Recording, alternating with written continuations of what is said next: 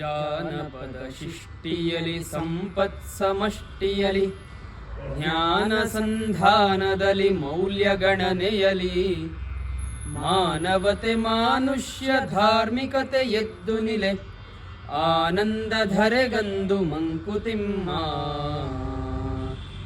ಈ ಜಗತ್ತಿಗೆ ತುಂಬ ಆನಂದದ ದಿನ ಯಾವತ್ತಪ್ಪ ಅಂತಂದರೆ ಯಾವತ್ತು ಈ ಜಗತ್ತಿನಲ್ಲಿ ಮಾನವತೆಯ ಧರ್ಮ ಆಗುತ್ತೆ ಅವತ್ತು ಅಂತ ಹೇಳ್ತಾರೆ.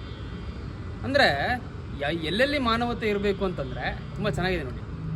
ಒಂದು ಈ ಜನಪದದ ಮಧ್ಯದಲ್ಲಿ ಶಿಸ್ತು ಅಂದರೆ ಉದಾಹರಣೆಗೆ ಕೆಲವೊಂದು ವಿಷಯಗಳಿರುತ್ತೆ, ಹೀಗೆ ಆಗಬೇಕು ಅಂತ ಒಂದಿಷ್ಟು ನಿಯಮ ಪಾಲನೆ ಆಗಿರ್ಬೋದು.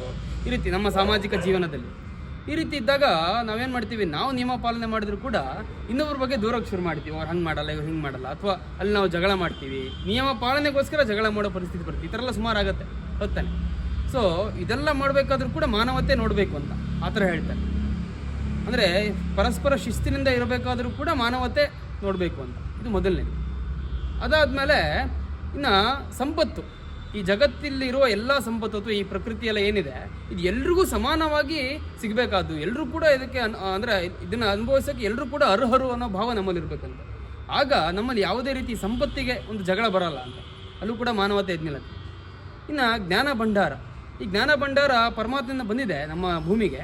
ಆ ಜ್ಞಾನ ಭಂಡಾರ ಪಡೆದುಕೊಳ್ಳೋಕೆ ಎಲ್ಲರೂ ಕೂಡ ಅರ್ಹರು ಅಂತ, ಎಲ್ರಿಗೂ ಸಮಾನ ಅವಕಾಶ ಇದೆ, ಈ ರೀತಿ ಯೋಚನೆ ಮಾಡಬೇಕು ಅಂತ. ಆವಾಗಲೂ ಕೂಡ ಯಾವುದೇ ಪರಸ್ಪರ ಜಗಳ ಅಥವಾ ಒಂದು ಬೇಸರ ಆಗೋದಿಲ್ಲ. ಇನ್ನು ಕೊನೆಯದು, ಜೀವನ ಮಾಡಲಿಕ್ಕೆ ಒಂದಿಷ್ಟು ಆದರ್ಶಗಳು, ಒಂದಿಷ್ಟು ಮೌಲ್ಯಗಳು ಇಟ್ಕೊಳ್ಬೇಕಂತ. ಆ ಮೌಲ್ಯಗಳ ಮೇಲೆಯೇ ನಾವು ಜೀವನ ಮಾಡಬೇಕು ಅಂತ. ಆ ಮೌಲ್ಯಗಳು ಇಟ್ಕೊಳ್ಬೇಕಾದ್ರೂ ಕೂಡ ಮಾನವತೆಯಿಂದ ಯೋಚನೆ ಮಾಡಬೇಕು ಅಂತ. ಒಟ್ಟಿನಲ್ಲಿ ಎಲ್ಲ ಕ್ಷೇತ್ರದಲ್ಲೂ ಕೂಡ ಎಲ್ಲ ಸಮಯದಲ್ಲೂ ಕೂಡ ಮಾನವತೆಯಿಂದ ಯೋಚನೆ ಮಾಡೋಕ್ಕೆ ಶುರು ಮಾಡಿದ್ರೆ ಮನುಷ್ಯ, ಅದೇ ನಿಜವಾದ ಧರ್ಮ.